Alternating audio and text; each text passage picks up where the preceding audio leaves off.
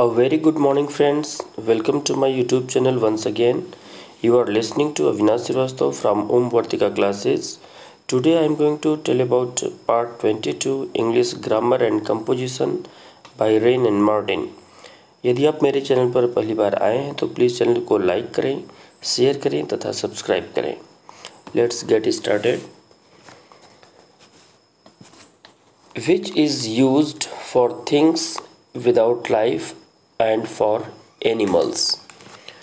यानी विच का यूज़ हम फॉर थिंग्स विदाउट लाइफ यानी निर्जीव चीज़ों के लिए करते हैं, एंड फॉर एनिमल्स और जानवरों के लिए विच का यूज़ किया जाता है. इट में रेफर टू ए सिंगुलर और अ plural noun.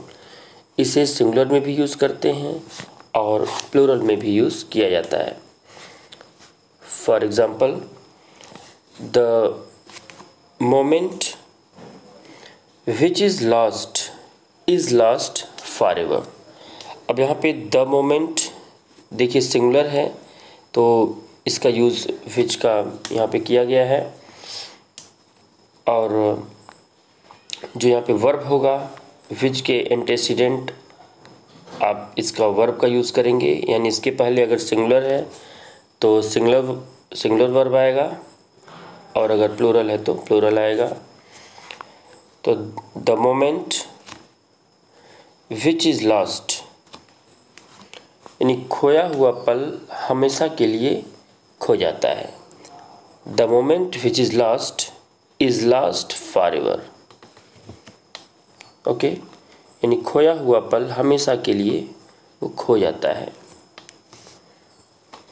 The books which help you most are those which make you think most. तो द बुक्स यहाँ पे प्लूरल का यूज़ किया गया है, तो इसके अकॉर्डिंग इसके एंटेसिडेंट प्लूरल है, तो यहाँ पे हेल्प जो है वो प्लूरल वर्ब का यूज़ किया गया है. तो किताबें जो आपकी सबसे ज़्यादा मदद करती हैं वे हैं जो आपको सबसे ज़्यादा सोचने पर मजबूर करती हैं. The books which help you most यानी किताबें जो आपकी सबसे ज़्यादा मदद करती हैं, are those which make you think most. वे हैं जो आपको सबसे ज़्यादा सोचने पर मजबूर करती हैं. The horse which I recently bot is an Arab. यानी जो घोड़ा मैंने हाल ही में ख़रीदा है वह एक अरबी है, अरब का है. ओके, तो यहाँ पे एनिमल के लिए और इधर थिंग्स के लिए विच का यूज़ किया गया है.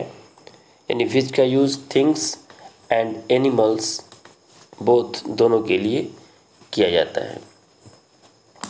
आगे देखें. Which was sometimes formerly use to refer to persons. ये फॉर्मरली यूज्ड पर्सन के लिए भी विच का यूज़ किया जाता है. For example, our father which art in heaven. तो यहाँ पे फॉर्मरली यूज़ है तो यहाँ पे विच का यूज़ किया गया है. ओके,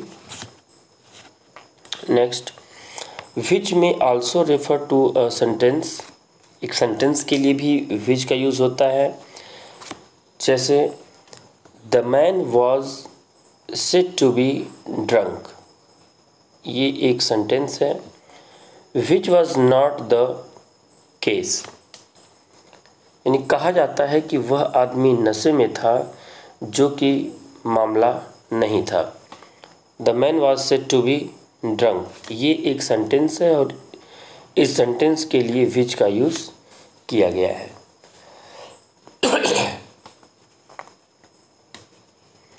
दूसरा है he said he saw me there which was a lie. he said वह कहा, he saw me there वह मुझे वहाँ देखा, which was a lie जो झूठ था. उसने कहा कि वह मुझे वहाँ देखा जो कि झूठ था. तो यहाँ पे ये पूरे सेंटेंस के लिए विच का यूज़ किया गया है.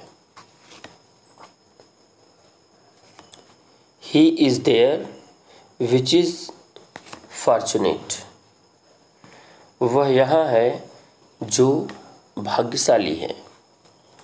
तो he is there which is fortunate. तो विच का प्रयोग यहाँ पे एक सेंटेंस के लिए किया गया है। ही इज़ देयर यानी वह यहाँ है जो भाग्यशाली है। The relative pronoun who and which can be used to restrict. Restrict means होता है प्रतिबंध लगाना।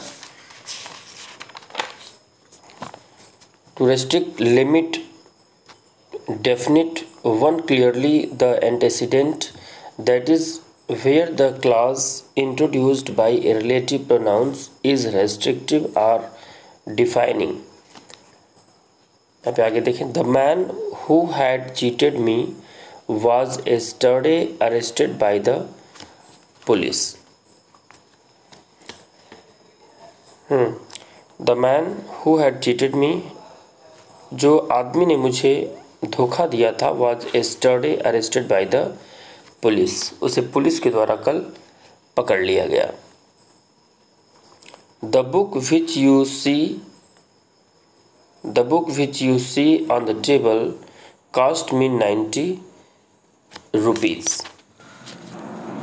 तो किताब जो आप टेबल पर देखते हैं cost me 90 rupees, तो इसकी कीमत 90 रुपये है।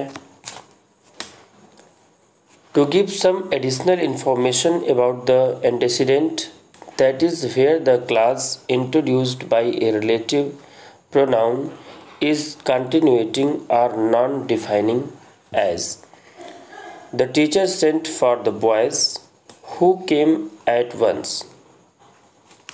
अध्यापक ने लड़के को बुलवाया। The teacher sent for the boys, अध्यापक ने लड़के को बुलवाया। Who came at once, जो फौरन आ गया।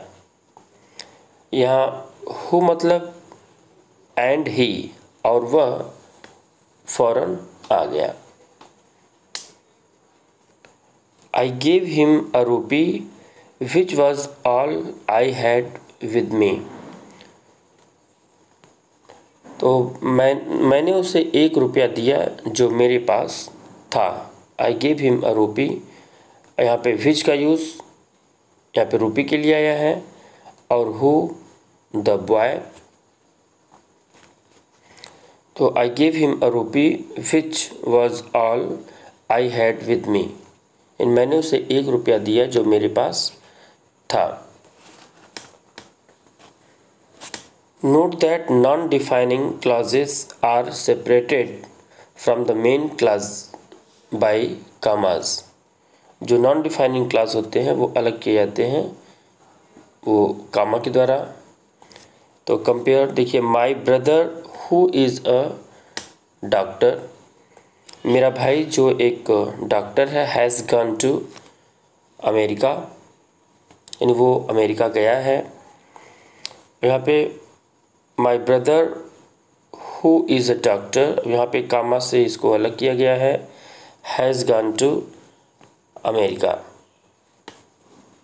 यानी मेरा भाई एक डॉक्टर है, हैज़ गॉन टू अमेरिका, जो अमेरिका गया है। अब यहाँ पे दोनों का मीनिंग देखिए। The first sentence implies that the speaker has several brothers, यानी यहाँ पे ये कह रहा है and the class who is a doctor distinguishes a particular one of them, यानी my brother who is a doctor has gone to America, यानी जो पहला सेंटेंस यहाँ पे लिखा है the first sentence implies that the speaker has several brothers, यहाँ पे स्पीकर के पास यहाँ पे कई भाई हैं, जिसमें से कह रहा है कि वह एक डॉक्टर है। My brother who is a doctor has gone to America. इस सेंटेंस में ये पता चल रहा है कि स्पीकर के कई भाई हैं, जो कि उनमें से कई भाइयों में से एक वो डॉक्टर है।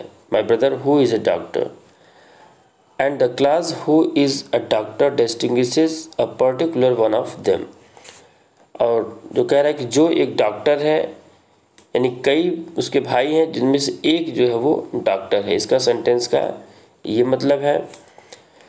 And in the second the class does not define and the implication is that the speaker has only one brother. और यहाँ पे कामा लगा दिया गया है। इसका मतलब हुआ कि स्पीकर के पास एक ही भाई है जो कि डॉक्टर है। My brother who is a doctor, मेरा भाई जो एक डॉक्टर है, हैज़ गॉन टू अमेरिका, वो अमेरिका गया है।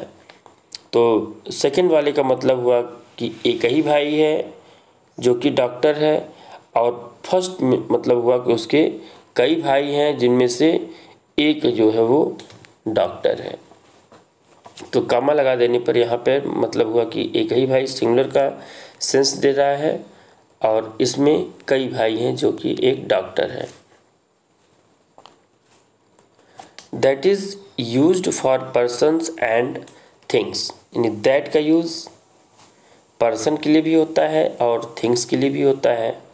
ओके, इट में रेफर टू ए सिंगुलर और अ प्लूरल नाउन, इसका यूज़ सिंगुलर के लिए भी होता है और प्लूरल के लिए भी किया जाता है। That has no genitive case, that के पास कोई भी जेनेटिव केस नहीं होता है। जेनेटिव यानी possessive.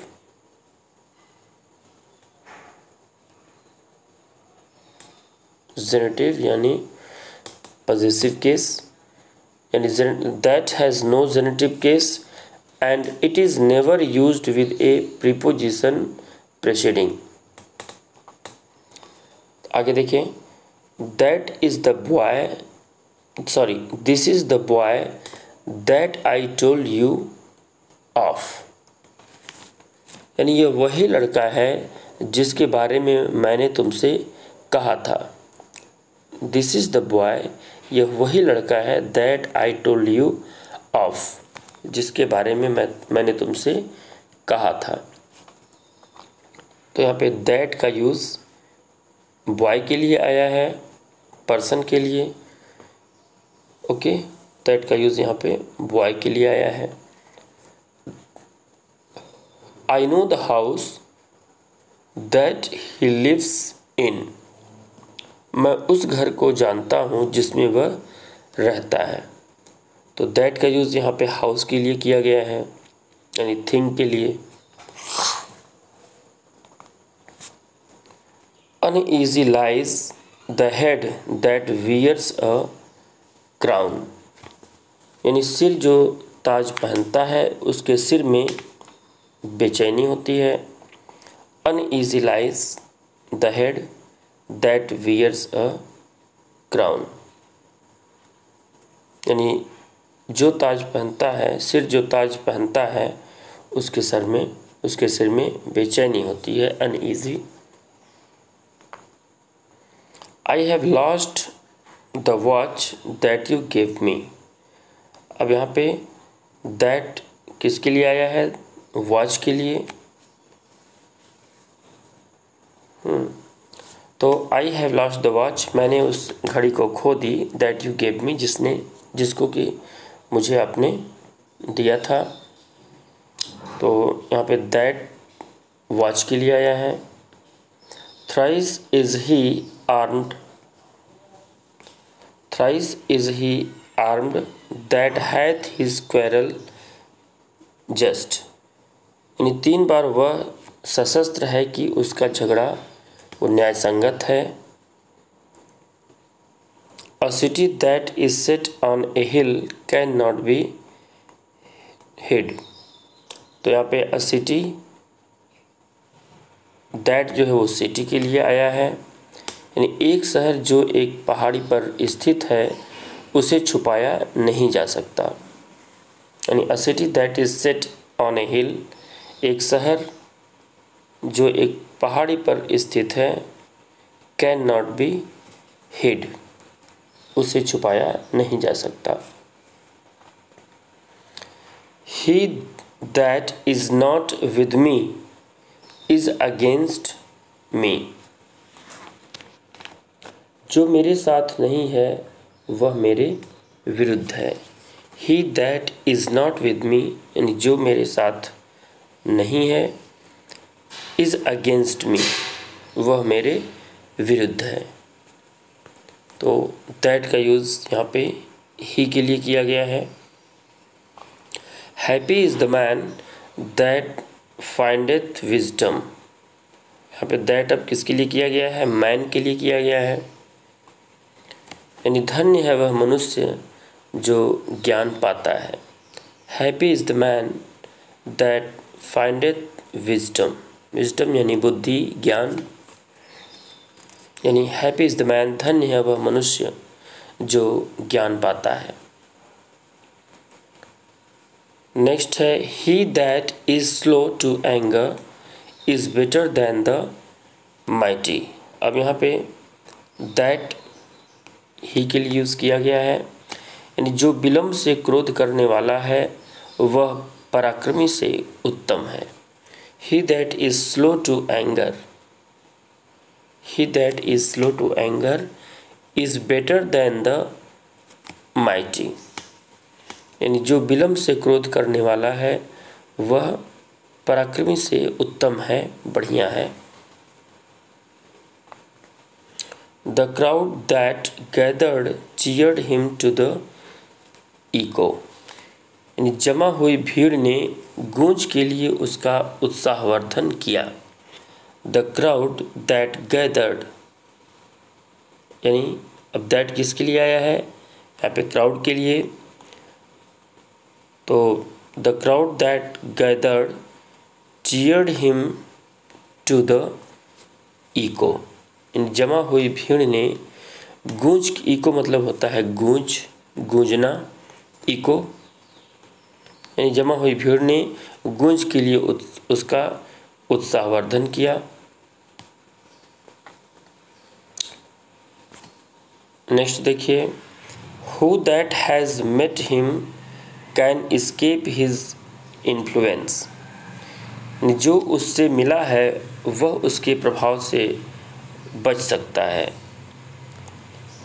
Who that has met him can escape his influence, जो उससे मिला है वह उसके प्रभाव से बच सकता है।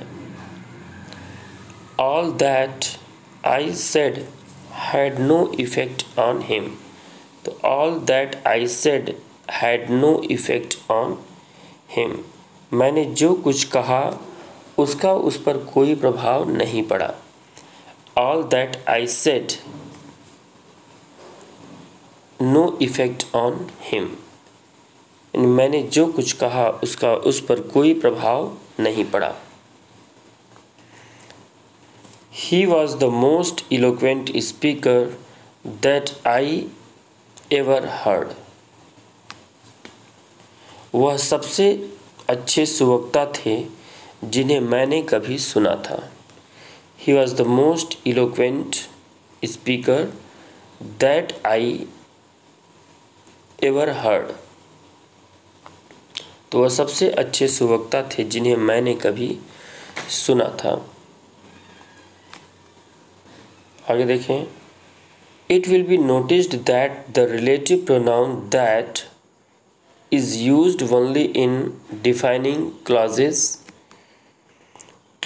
that restrict, limit or define the antecedent, यानी क्लास के लिए ये किया जाता है। that may be used as an adverbial, accusative, on which, in which, at which, यानी इसका यूज़ आप देखें। I remember the day that he came,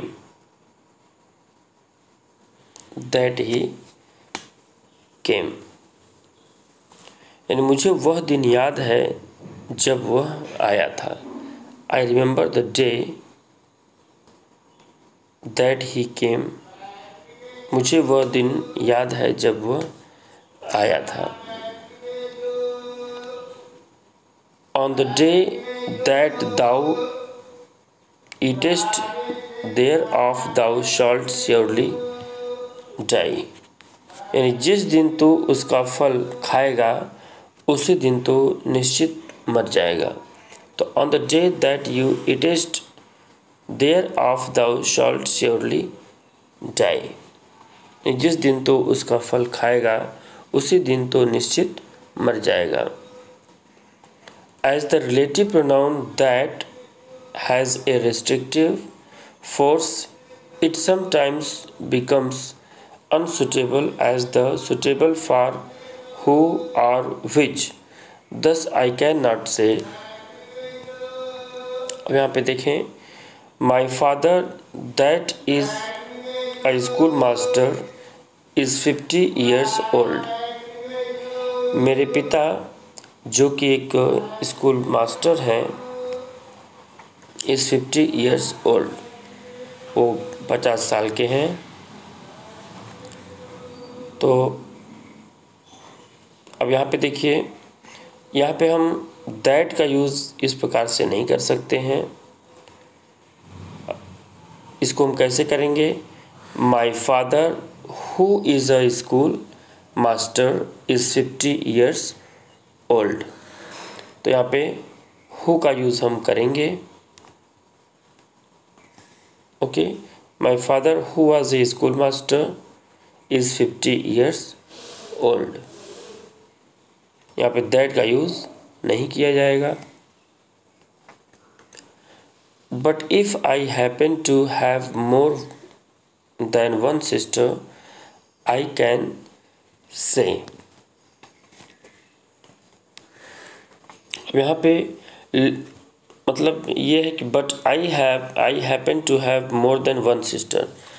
लेकिन अगर मेरी एक से ज़्यादा बहनें हों तो यहाँ पे आई कैन से तो हम यहाँ पे कह सकते हैं। देखिए, my sister that has been adopted by my uncle, मतलब मेरी बहन जो मेरे अंकल के द्वारा एडॉप्ट की गई है, इज़ इल, बीमार है।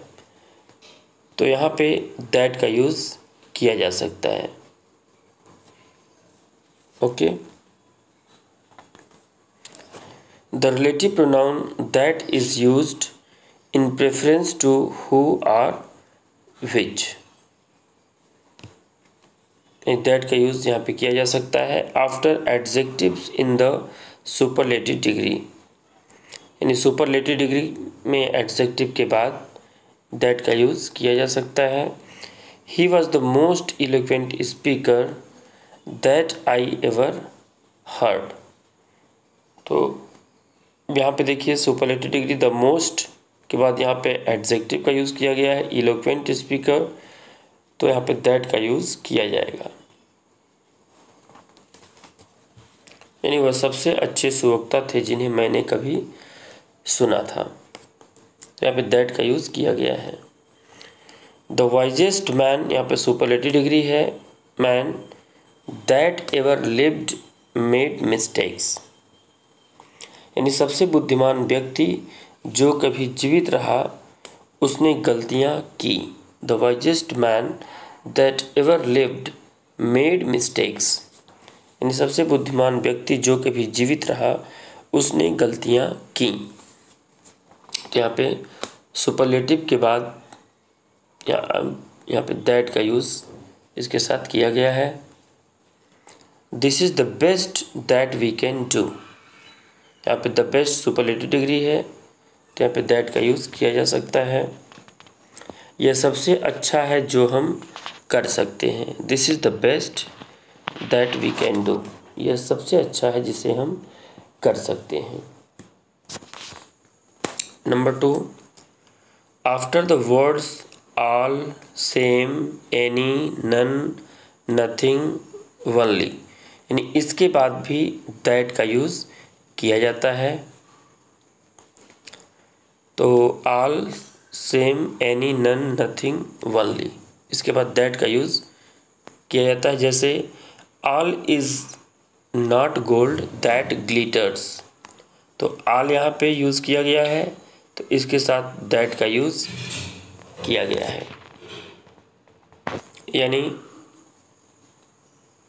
All is not gold that glitters. Glitter means होता है चमकना, यानी हर वो चीज़ जो चमकती है सोना नहीं होती।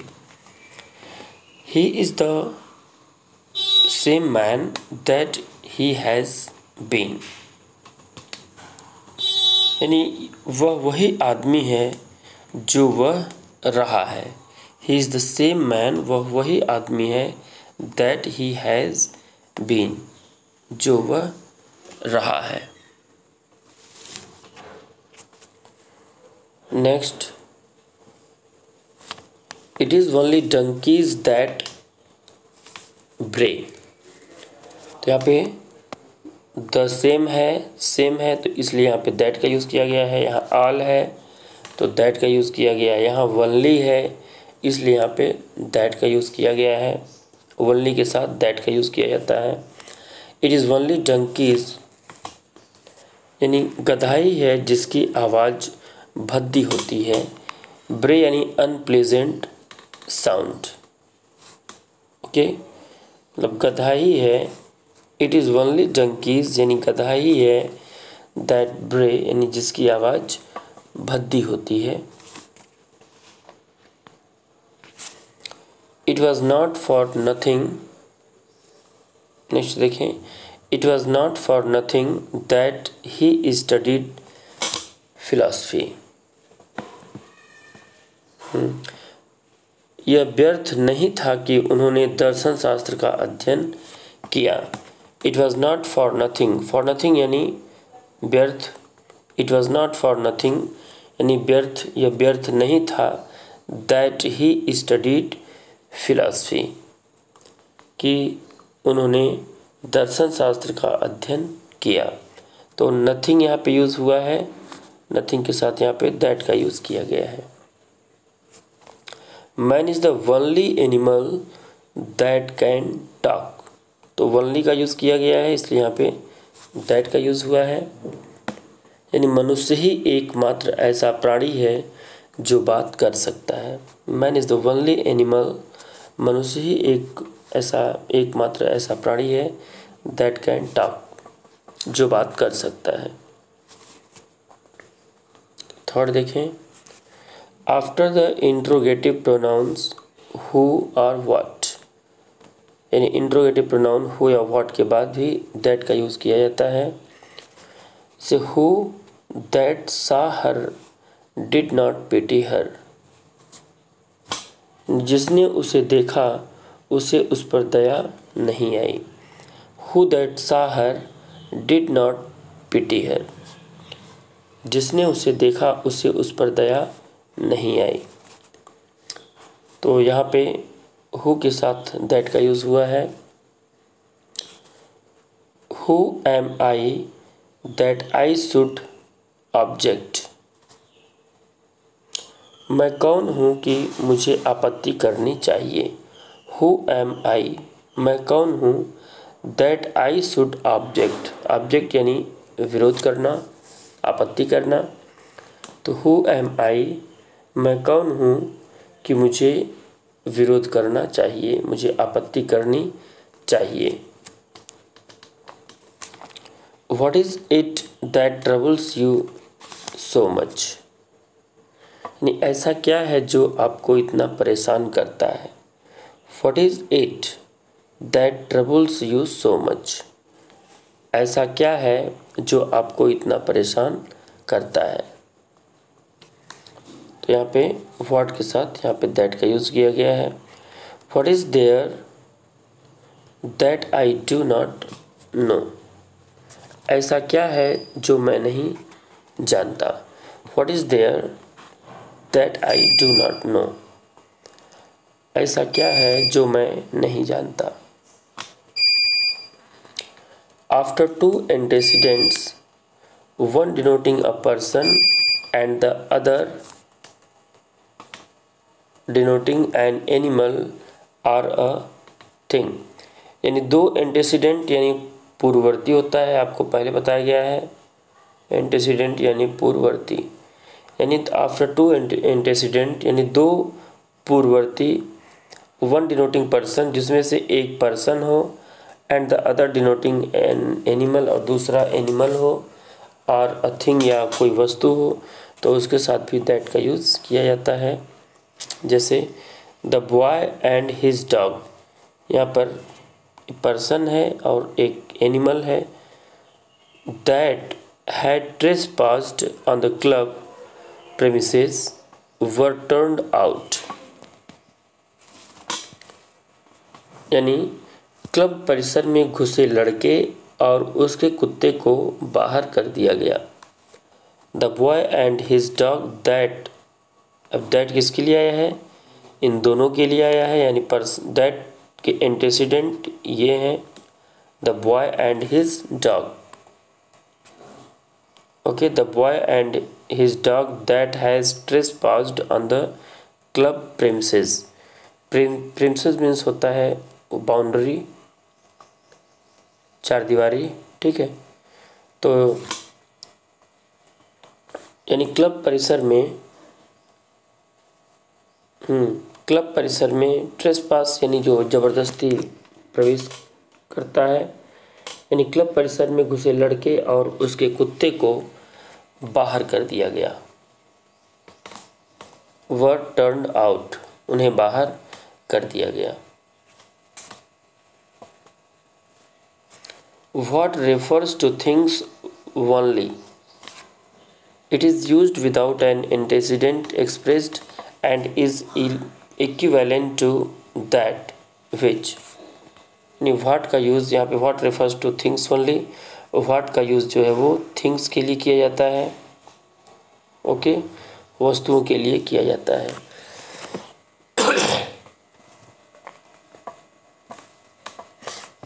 What cannot be cured must be endured.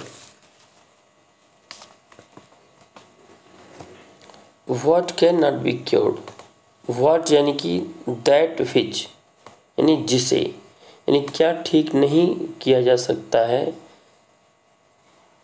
सहन किया जाना चाहिए, must be endured. endured यानी सहन करना, bear,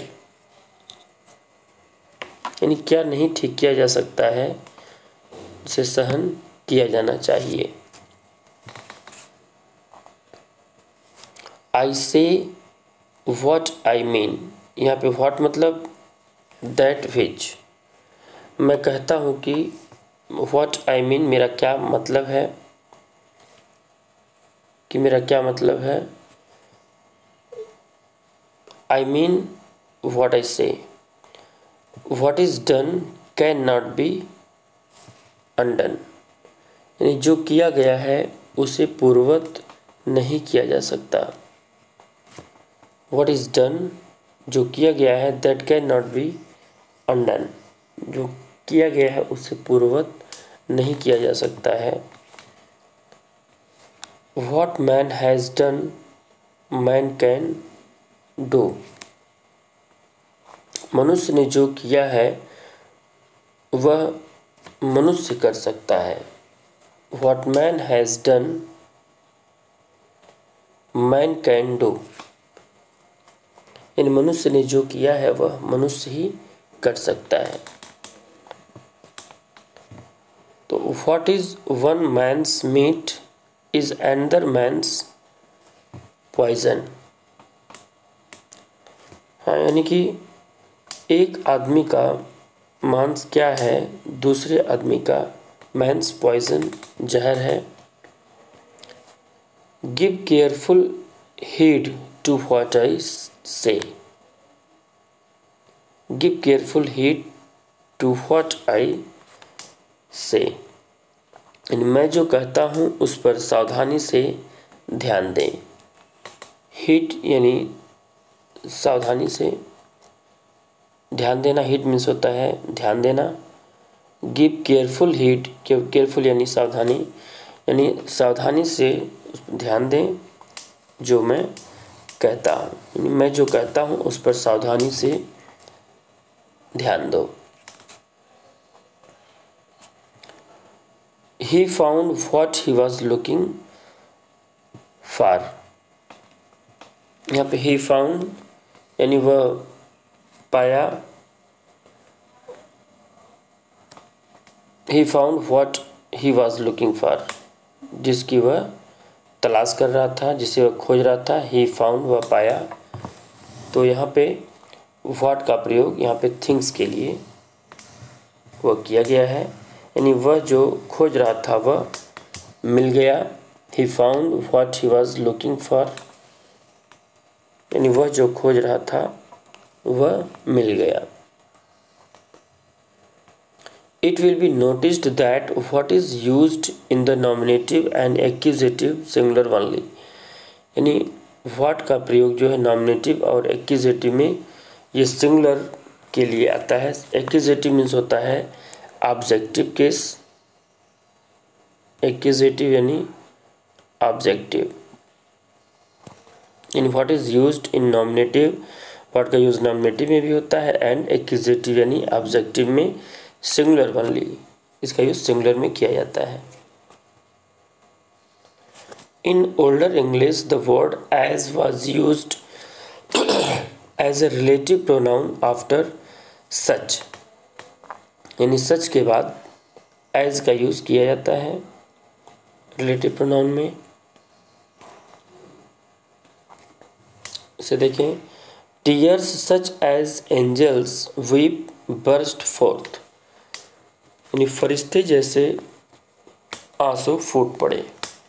tears such as angels weep burst forth, यानी कि टीयर्स आंसू such as angels weep burst forth, यानी फरिश्ते जैसे आंसू फूट पड़े।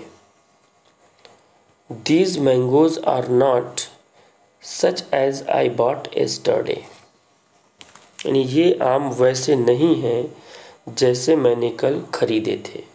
These mangoes are not such as I bought yesterday, ये आम वैसे नहीं हैं जैसे कि मैंने कल खरीदे थे। तो सच के साथ यहाँ पे एज का यूज़ किया गया है। He is such a man as I honour, वह ऐसे व्यक्ति हैं जिनका मैं सम्मान करता हूँ। He is such a man as I honour, वह ऐसे व्यक्ति हैं जिनका मैं सम्मान करता हूँ। We have never had such a time as the present, यहाँ पे सच के साथ एज का यूज़, यानी हमारे पास वर्तमान जैसा समय कभी नहीं था। We have never had such a time as the present, यानी हमारे पास वर्तमान जैसा समय कभी नहीं था। His answer was such as I expected him to give, यानी उसका जवाब वैसा ही था जैसा मैं उससे देने की उम्मीद कर रहा था। His answer was सच के साथ एज का use. His answer was such as I expected him to give, उसका जवाब वैसा ही था जैसा मैं उससे देने की उम्मीद कर रहा था। आगे देखें, relative pronouns, the word as can be used as a relative pronoun after same, तो सेम के बाद भी एज का यूज़ किया जाता है। जैसे my trouble is the same as yours, यानी मेरी परेशानी तुम्हारी जैसी ही है। My trouble is the same as yours, तो सेम के साथ एज का यूज़ किया गया है।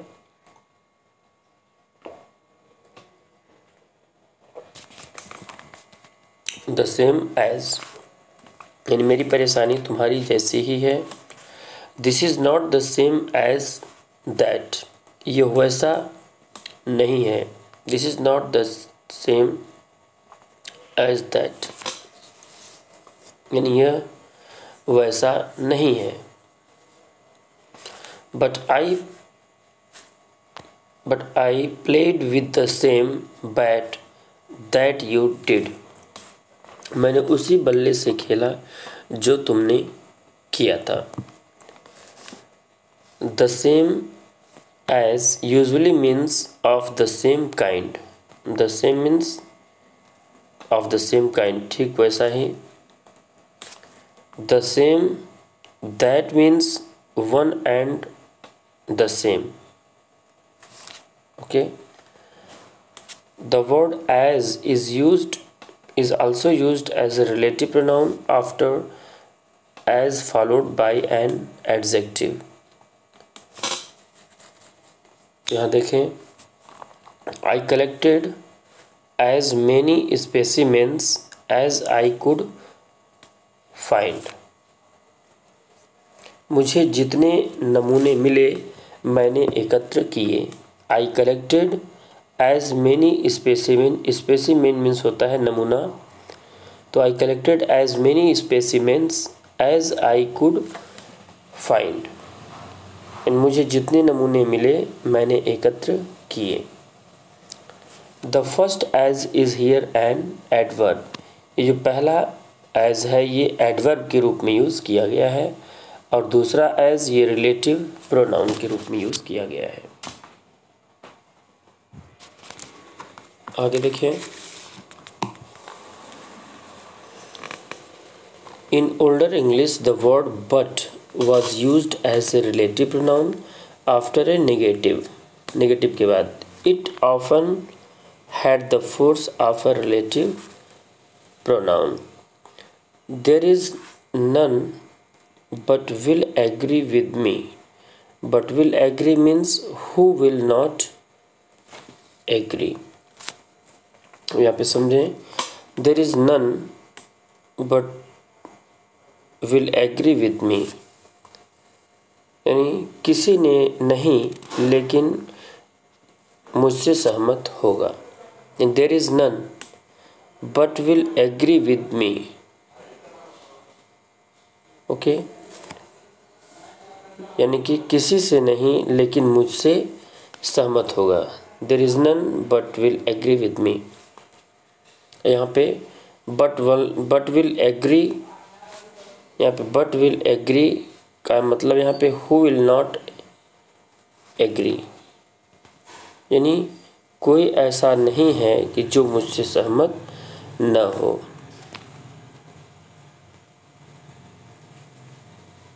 There is no Hindu but knows the story of the Ramayan.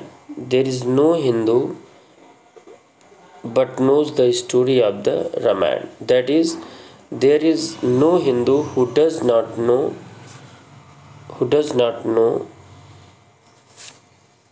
the Ramayana. यानी कोई हिंदू ऐसा नहीं है जो रामायण की कहानी न जानता हो. there is no Hindu but knows the story. यहाँ पर मतलब हुआ कि there is no Hindu who does not know the Ramayana. यानी कोई भी ऐसा हिंदू नहीं है जो रामायण को नहीं जानता हो.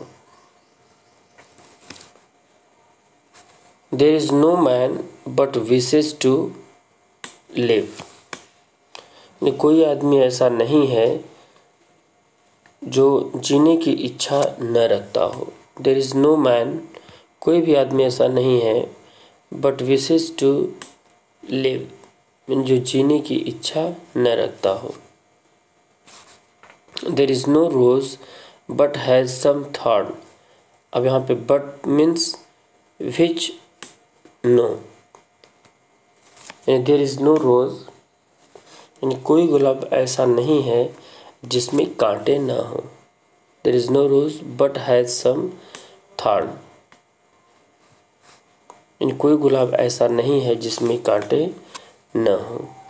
There is scarcely a child but likes candy. शायद ही कोई बच्चा हो जो कैंडी न पसंद करता हो. देयर इज़ स्कैर्सली मीन्स होता है मुश्किल से. A child but likes candy, यानी शायद ही कोई बच्चा हो जो कैंडी न पसंद करता हो. There is no man but knows these things.